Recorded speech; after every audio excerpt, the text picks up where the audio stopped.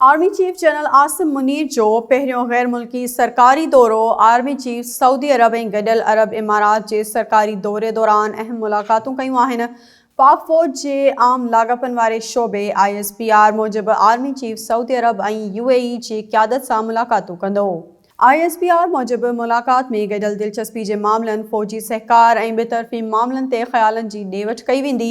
Army chief general Syed Asim Munir Saudi राजधानी Riyadh में Saudi बचाव वारे वज़ीर शहज़ादा ख़ालिद बिन सलमान सां मुलाक़ात कई।